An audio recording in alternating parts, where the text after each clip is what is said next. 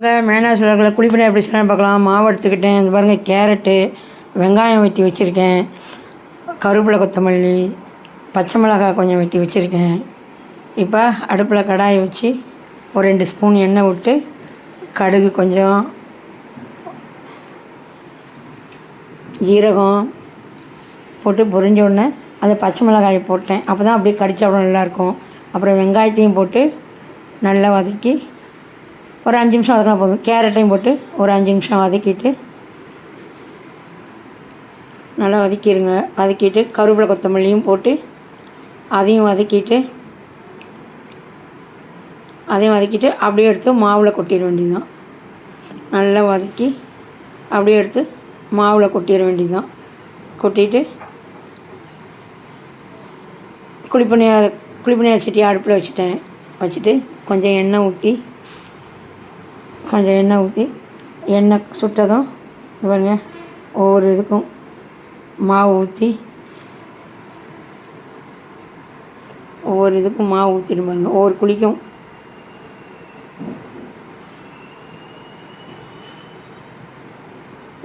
மாவு ஊற்றியாச்சு. மாவு ஊற்றிட்டு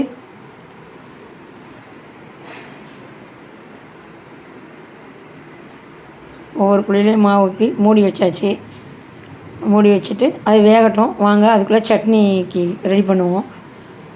சட்னிக்கு இந்த பாருங்கள், தேங்காய் கொஞ்சம், பச்சை மிளகாய், கொத்தமல்லி கொஞ்சம், பூண்டு 3, பொட்டுக்கடலை இதெல்லாம் எடுத்து மிக்சியில் போட்டு அரைச்சிட்டு 2 கருவேப்பிலை எடுத்து வச்சுக்கோங்க தாளிப்புக்கு. இப்போ இது வெந்துருச்சு, குழிப்பணியாரம் வெந்துருச்சு. திருப்பி போடணும். இந்த பாருங்கள், திருப்பி போட்டேன். எல்லாத்தையும் திருப்பி போட்டேன். எல்லாத்தையும்